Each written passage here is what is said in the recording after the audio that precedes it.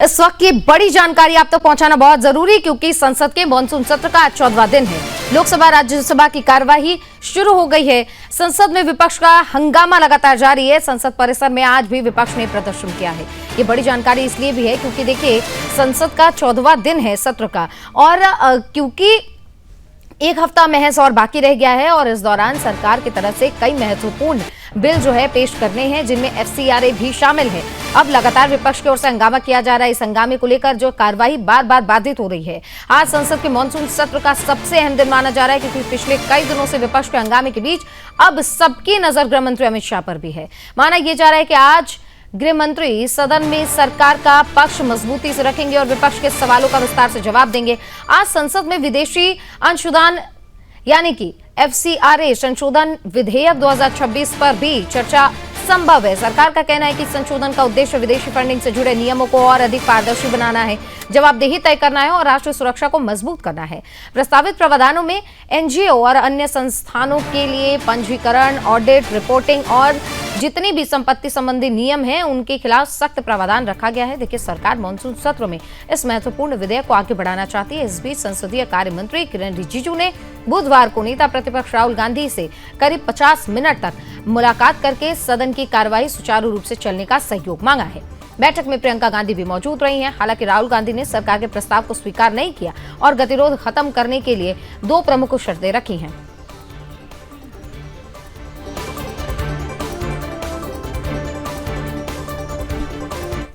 अब हम आपको सीधे लिए चलते हैं सदन की कार्यवाही की ओर। लोकसभा और राज्यसभा की कार्यवाही शुरू हो गई है। बम गिराए गए थे। इस अभूतपूर्व त्रासदी में लाखों निर्दोष लोगों ने अपने प्राण गंवाए तथा असंख्य लोग गंभीर रूप से प्रभावित हुए। इस घटना ने पहली बार विश्व को परमाणु हथियारों के विनाशकारी प्रभाव से अवगत कराया था। ये सभा विश्व को सामूहिक विनाश के हथियारों से मुक्त करने के लिए अपनी प्रतिबद्धता पुनः दोहराती है तथा परमाणु हथियारों के उन्मूलन तथा वैश्विक शांति और सौहार्द सुनिश्चित करने के लिए अपना दृढ़ संकल्प व्यक्त करती है। अब ये सभा हिरोशिमा और नागासाकी की परमाणु विभीषिका के पीड़ितों के स्मृति में मौन रहेगी।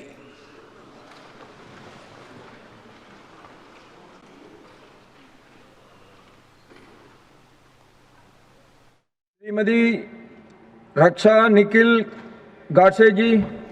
Honorable Chairman, sir, with your kind permission, I rise to lay on the table of the House a copy of each in English and Hindi of the paper shown against my name at serial number. माननीय सदस्यगण, मैं आपसे पुनः आग्रह करता हूं कि देश संसद को चर्चा संवाद के रूप में देखना चाहता है। आप प्रश्नकाल महत्वपूर्ण समय होता है। देश की जनता प्रश्नकाल में आपके प्रश्नों और सरकार के जवाबों को सुनना चाहती है। इसलिए मेरा आप लोगों से आग्रह है कि आप अपनी अपनी सीट पर विराजें। मैं सदन की कार्रवाई को चलाना चाहता हूं। सदन चलना चाहिए, सदन चर्चा संवाद के लिए होना चाहिए, लेकिन आप रोजाना नियोजित तरीके से गतिरोध पैदा करते हैं, सदन की गरिमा को गिराते हैं, अनैतिक तरीके के पोस्टर लाते हैं। मेरा आपसे आग्रह है, ये सदन चर्चा संवाद के लिए ये अच्छी परंपराएं नहीं है और आपका अच्छा आचरण भी नहीं है। देश इस आचरण को देख रहा है। मेरा पुनः आग्रह है, आप सदन चलाने में सहयोग करें। मैं सदन को चलाऊंगा। हर मुद्दे, हर विषय पर, हर विधेयक पर पर्याप्त समय आपको मिलेगा। आप चर्चा संवाद में अपनी बात की अभिव्यक्ति कर सकते हैं। आप सदन नहीं चलाना चाहते, ये सदन का आचरण आपका उचित नहीं है। मैं पुनः आपसे आग्रह कर रहा हूं, सदन की कार्रवाई आज 2 बजे तक के लिए स्थगित की जाती है।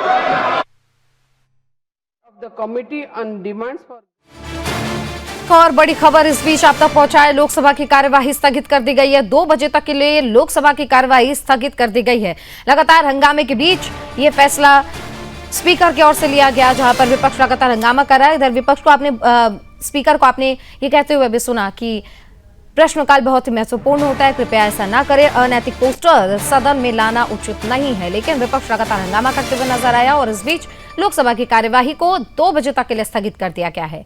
जैसा कि मैंने आपको बताया कि कल किरण रिजिजू राहुल गांधी से मिले, प्रियंका गांधी से मिले और उन्होंने 50 मिनट तक जो है उनसे बातचीत की और ये कहा कि सदन की कार्रवाई को सुचारू रूप से चलने दिया जाए। लेकिन राहुल गांधी ने इस बीच 2 शर्तें रख दी। विपक्ष लगातार परिसीमन, गृह मंत्री की अनुपस्थिति और जंतर मंतर के प्रदर्शन के दौरान पुलिस की कार्रवाई को लेकर सरकार को जो है घेर रही है। वहीं सरकार का प्रयास है कि सदन में चर्चा के माध्यम से सभी विषयों पर अपना पक्ष रखा जाए, यानी कि विधायी कार्य जो है आगे बढ़े। माननीय सभापति महोदय, मैं आज की कार्यसूची में मेरे नाम के सामने यथा सूचीबद्ध संचार और सूचना प्रौद्योगिकी संबंधी स्थायी समिति के 28वां, 29वां, 30वां, 31वां, 32वां, 33वां और 34वां प्रतिवेदन हिंदी तथा अंग्रेजी संस्करण सभा पटल पर रखता हूं। Statements of the department related Parliamentary Standing Committee on External Affairs, Shriman Dr. John Peritas Avargal. Respected sir, I rise to lay on the table a copy each in English and Hindi of 3 statements showing final action taken by the government on 10th, 11th, 13th reports of the Committee on External Affairs as listed against my name as serial number 6 in today's revised list of business. Thank you, sir.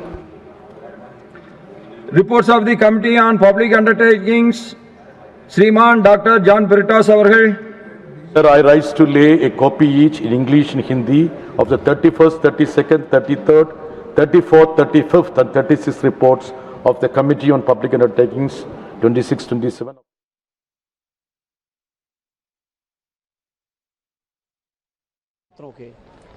कहा यह भी जा रहा है कि जो delimitation bill है और महिलाओं को आरक्षण देने की बात है, उसके लिए अखिलेश यादव से बातचीत सरकार कर सकती है, डीएमके से बातचीत कर सकती है। देखिए, आप लोग न गुमराह होइए न गुमराह करिए। महिलाओं के आरक्षण के बिल को पास करने की उपलब्धि के तौर पर 2024 का चुनाव भारतीय जनता पार्टी लड़ चुकी है। बीजेपी के लोग सोचते हैं।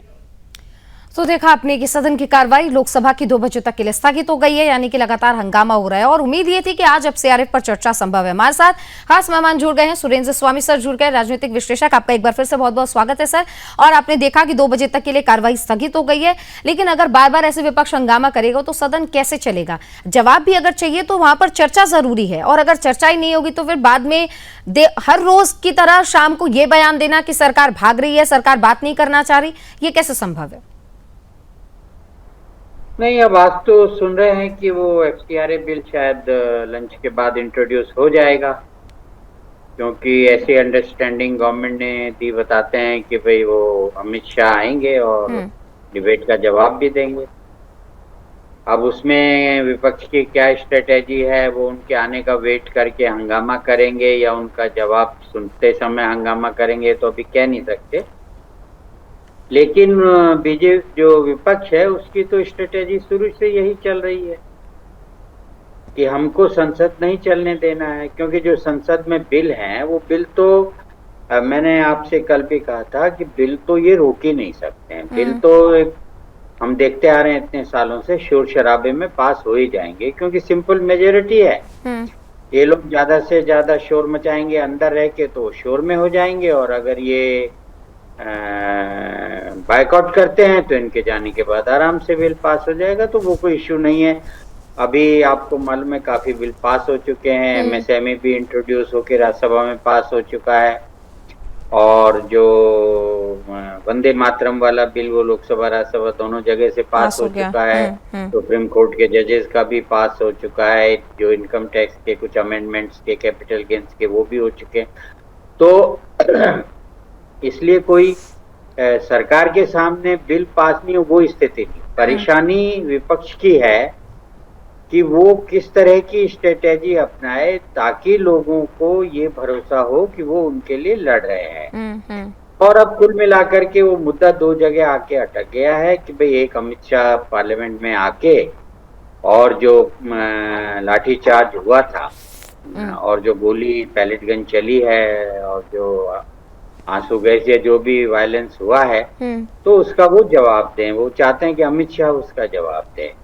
और दूसरा एफसीआरए को लेके ये लोग कह रहे हैं कि क्योंकि इनको थोड़ा सपोर्ट मिल गया है अमेरिका में, वहाँ के एक मेंबर पार्लियामेंट ने ये रेज किया है कि भाई ये तो क्रिश्चियनिटी पे हमला है, ये नहीं बिल्कुल, बिल पास बिल्कुल। होना चाहिए। तो इसलिए उनको थोड़ी हिम्मत मिली है, तो उसके लिए अब कांग्रेस को तो लड़ना ही पड़ेगा। वो लोग खुद ही क्रिश्चियन है, तो उनको तो लड़ना ही पड़ेगा उसके लिए। तो वो थोड़ा शोर मचाएंगे, लेकिन जब सरकार को पास करना होगा, अभी तो 13 तारीख तक है, तो वो भी पास हो जाएगा, वो कोई इश्यू नहीं है। तो सिर्फ ये है इस समय जो पार्लियामेंट, क्योंकि बहुत लंबी पार्लियामेंट है, इतनी डिस्कशन की जरूरत भी नहीं है इसमें। कोई ऐसा देखिए जो बिल पास हुए हैं, सिर्फ एक आप वो छोड़ दीजिए जो काफी मतलब पेपर लीक को लेकर के जो बिल आया था, उसमें जद्दोजहद के बाद हुआ था, तो उसमें 11 घंटे और 7 घंटे बहस हुई है। बाकी जितने भी बिल है आप उठा के देख ली, 2 घंटे, 1 घंटे 50 मिनट, 40 मिनट, तो इतना ही टाइम चाहिए एक बिल को पास करने में। और सरकार के कुल 8-10 बिल है, तो एक दिन का काम है, तो वो नहीं है। सवाल ये है कि सरकार को क्यों नहीं चलने दे रही है। वो चलने नहीं दे रही है, इसीलिए नहीं चलने दे रही है कि वो इस आंदोलन में सब मुद्दे हल हो चुके हैं। एक ही मुद्दा बचा है कि जो पुलिस का छात्रों के प्रति जो वायलेंस किया था, उसको वो जिंदा रखना चाहते हैं। वो चाहते हैं कि वो छात्रों के और उनके अभिभावकों को सुरेंद्र सर, लेकिन ऐसा तो नहीं है कि विपक्ष अकेला ही छात्रों का मसीहा है और सिर्फ विपक्ष ही छात्रों का भला चाहता है। देश का हर एक व्यक्ति चाहता है कि छात्रों ने जो मुद्दा उठाया है उस मुद्दे का समाधान हो। सरकार भरसक कोशिश कर रही है, चाहे आज विपक्ष भी गवर्नमेंट में होता तो वो यही काम करता। लेकिन सवाल ये भी उठ रहा है कि जब छात्रों की बात हो रही है तो झारखंड के छात्र भी तो छात्र ही हैं, चाहे केरल के हो चाहे तेलंगाना के हो, वो भी छात्र ही हैं। इस बीच एक और अहम जानकारी आई कि पंजाब के कमिश्नर क्योंकि गुरप्रीत सिंह भुल्लर ने यह बात बोल दी है कि वहां पर आतंकी गतिविधियां भी हो रही थी। 9 लोगों को अरेस्ट किया गया है जिनके पास से पेट्रोल बम भी मिला है। और जब ये बात दिल्ली पुलिस कह रही थी तब विपक्ष मानने को तैयार नहीं था। नहीं, आपको देखिए, न तो विपक्ष आप ये कहेंगे कि भाई वो विद्यार्थियों के हित में है और उनका हितैषी है, और ना ही पक्ष उनका हितैषी है। देखिए, राजनीतिक जो दल है उनकी पहली जो हित है वो उनकी अपनी सत्ता के लिए है, अपने नैरेटिव के लिए। अब उसमें स्टूडेंट यूज हों, किसान यूज हों, उसमें दूसरे मुद्दे हों, लेकिन आप ये अगर ये समझ रही हैं कि भाई सबको बड़ी फिक्र है स्टूडेंट्स की, तो वो नहीं होगा। क्योंकि अब भाजपा सत्ता में है, तो जो दिल्ली में हुआ उसके लिए विपक्ष करेगा। क्योंकि वहां पर केरल में या झारखंड में या पंजाब में कांग्रेस शासन में नहीं है और भाजपा पंजाब में भी शासन में नहीं है, तो वहां पर जो अब कांग्रेस ने तो वहां किया थोड़ा आंदोलन, लेकिन दूसरे लोग नहीं करेंगे। तो झारखंड में और केरल में और तेलंगाना में आप सोचें कि कांग्रेस करेगी, तो वो तो नहीं करेगी ना, क्योंकि इश्यू विद्यार्थियों का है ही नहीं। इश्यू ये सब पॉलिटिकल होते हैं, ये प्योर राजनीति है। और इसी राजनीति में एक नैरेटिव बनाने की हर पार्टी प्रयास करती है। और ये जो संसद नहीं चलने देने की लड़ाई है, ये उसी प्रक्रिया का हिस्सा है कि भाई हम नैरेटिव बना रहे हैं कि हम स्टूडेंट के हक में हैं, और भाजपा उन मुद्दों को उठाएगी कि आप वहां क्या कर रहे हैं, जो आपकी सरकार है वो अपना नैरेटिव बना रहे हैं। तो इसलिए भाजपा जो है वहां हंगामा करेगी, झारखंड में ये लोग यहाँ हंगामा करेंगे। तो इशू स्टूडेंट्स का कभी भी पॉलिटिकल डिस्कोर्स में किसी का भी इशू नहीं होता है। वो सब एक मुद्दे होते हैं जिसको लेकर के पॉलिटिकल पार्टीज अपने स्कोर करती हैं, जिसको लेकर के अपना नैरेटिव बनाती हैं और पब्लिक को एक मैसेज देने की कोशिश करती हैं। लेकिन आपको भी मालूम है, अब पब्लिक तो सब जानती है, लोग गाना भी है, लोग कहते हैं। कुल मिलाकर सर वही है, अपना उल्लू सीधा करने वाली बात हो गई यहाँ पे जी। लेकिन पब्लिक जो है वो सब समझती है। तो जब पब्लिक समझती है, तो जब चुनाव आता है तो इनको दिखा देती है कि भाई वो क्या समझती है क्या नहीं समझती है। अब जब भी चुनाव आएगा आपको मालूम हो जाएगा कि किस चुनाव में। अभी अगर आपके मौजूदा चुनाव देखें, जो अभी 3 उपचुनाव हुए हैं, तो उस चुनाव में मतलब बांकीपुर में अगर हम उदाहरण लें तो कितनी कोशिश करी भारतीय जनता पार्टी ने। बिल्कुल बिल्कुल। सारे मिनिस्टर्स उतार दिए, सारे लोग उतार दिए, पूरी सरकार उतर गई, पूरा महकमा उतर गया और फिर भी इतनी बुरी हार हुई। दतिया में भी अगर आप देखें तो वही स्थिति रही। दतिया तो प्रेडिक्टेड था सर, नरोत्तम मिश्रा का नाम हटा तब से प्रेडिक्टेड था। नहीं, देखिए ऐसा नहीं होता है, प्रेडिक्टेड की बात नहीं है, लेकिन वहाँ जो वोटिंग पैटर्न रहा ना उसको हम लोग वोटिंग पैटर्न को देखते हैं, हम प्रेडिक्शन को नहीं देखते हैं। बिल्कुल बिल्कुल। जब सरकार होती है तो माना जाता है कि उपचुनाव में वो सीट निकालती है। हाँ। लेकिन वहां पर अगर वो नहीं निकाली है तो उसके 2-3 विषय उभर के आ रहे हैं। खैर वो आज का विषय नहीं है। तो मेरा कहना यह है कि पब्लिक सब समझती है। तो पब्लिक आपकी चालबाजियों से, आपकी चाहे आप पक्ष हो चाहे विपक्ष हो, आपके नैरेटिव को वो एक्सेप्ट नहीं करती है जब तक वो खुद ग्राउंड पे उसको नहीं देख लेती है। भाई पब्लिक तो ग्राउंड में बैठी है ना, पब्लिक तो ग्राउंड में बैठी है, वोट भी उनके गांव में डलना है, वोट भी उनके गांव के बूथ पे ही डलना है। सही बात है। तो आप क्या कर रहे हैं ये पब्लिक को सबको मालूम होता है। तो इसलिए ये, लेकिन पॉलिटिकल पार्टीज नहीं समझती हैं, वो समझती हैं नहीं हम ये नैरेटिव बना रहे हैं, ये नैरेटिव पब्लिक स्वीकार कर रही है तो हम इसी नैरेटिव को चलाते रहेंगे। तो इसीलिए ये इसको चलने नहीं दे रहे हैं। कल जैसे बात हुई है, अब वो बात उठी कि भाई वो फिर से उसको लाना चाहते हैं जो विमेन रिजर्वेशन बिल को। हाँ, परिसीमन। अब सरकार मना कर रही है, रिजिजू मना कर रहे हैं, लेकिन ये न्यूज कांग्रेस से लीक हुई है। वो इसलिए लीक हुई है कि अपोजिशन थोड़ी हल्की नहीं पड़े भाई कि उस पे भी अभी हमको लड़ना है। तो लेकिन सर इसमें अभी मैं सुन रही थी, सपा के नेता थे, मुझे अभी नाम थोड़ा सा रिकॉल करने में परेशानी हो रही है, वो कह रहे हैं कि हम वोट चोरी पर भी जवाब मांग रहे हैं। सर अभी तो धर्मेंद्र यादव, हाँ धर्मेंद्र यादव, वो कह रहे हैं कि वोट चोरी पर भी हमें जवाब चाहिए। नहीं, वो तो विपक्ष, मैंने बताया ना, विपक्ष को तो सभी का जवाब चाहिए। उनको वोट चोरी का भी जवाब चाहिए, उनको राम भगवान के चंदा चोरी का भी जवाब चाहिए, उनको लाठी चलिए उसका भी जवाब चाहिए, उनको बेरोजगार, ये सब मुद्दे तो रहते ही हैं। बिल्कुल। विपक्ष अगर इन मुद्दों को उठाती रहती है और अपना नैरेटिव बना के पब्लिक को ये समझाने की कोशिश करती है कि शासन अच्छा नहीं चल रहा है, लेकिन अल्टीमेट जो मैंने कहा ना कि प्रजातंत्र में अल्टीमेट है कि चुनाव में क्या जनता ने आपका समर्थन किया। अगर मान लीजिए कोई भी सरकार बन रही है, उसकी तमाम शिकायतों के बाद लोग उसको चुन रहे हैं, तो इसका मतलब ये है कि जो आप मुद्दे उठाते हैं, जो शिकायतें आप करते हैं, पर जनता कोई ध्यान नहीं दे रही है आपकी बातों पर। तो उससे ये स्पष्ट हो जाता है। और कई बार आप ये सोचते हैं कि नहीं हमारी बात जनता ने समझ ली है, तो जब रिजल्ट आता है तब आपको पता लग जाता है कि जनता ने आपको अच्छी तरह समझा था, आपका नैरेटिव नहीं चला। तो ये जो एक कश्मकश है वो तो रहेगी। अब वो वोट चोरी का तो उनको मुद्दा उठाना ही है क्योंकि अभी यूपी में इलेक्शन आने वाला है, और राम मंदिर का भी वहां पे उठेगा क्योंकि यूपी में चुनाव होने वाला है। और राम भगवान, जैसे मैंने कहा था ना कि अब कृष्ण है, शिव है, बाकी सब भगवान है, ये हमारी डे टू डे दिनचर्या का हिस्सा नहीं, हमारी लाइफ का हिस्सा नहीं है। लेकिन जो भगवान राम है वो तो जन्म से लेके मरण तक, मतलब हर समय राम किसी न किसी रूप में हमारे जीवन की उसमें रहते हैं। तो इसलिए लोगों को लगता है कि अगर, और फिर जैसे मैंने बताया कि जो कृष्ण का मंदिर है उसमें तो अभी मस्जिद वहाँ बनी हुई है, शिव में भी अभी मस्जिद वहाँ बरकरार है, सिर्फ राम में नहीं है। तो इसलिए जो मुसलमानों के वोट पार्टियां चाहती हैं उसके लिए टारगेट पे अभी राम भगवान ही रहेंगे, उनका ही मंदिर रहेगा। तो वो ये कोशिश करेंगे कि भाई वो उस आस्था को हम डगमगाएं, उस तरह की बात करें। सुरेंद्र सर, मेरे पास थोड़ा सा समय कम है, लेकिन एक सवाल मुझे ये पूछना है कि 2 बजे लोकसभा की कार्रवाई एक बार फिर से शुरू होगी। क्या लगता है कि विपक्ष क्या हंगामा करता रहेगा, या फिर सरकार की ओर से जो भी जो है चर्चा की शुरुआत की जाएगी, या FCRA को लेकर चाहे शुरुआत की जाए, इस पर आगे विचार संभव है, इस पर चर्चा संभव है?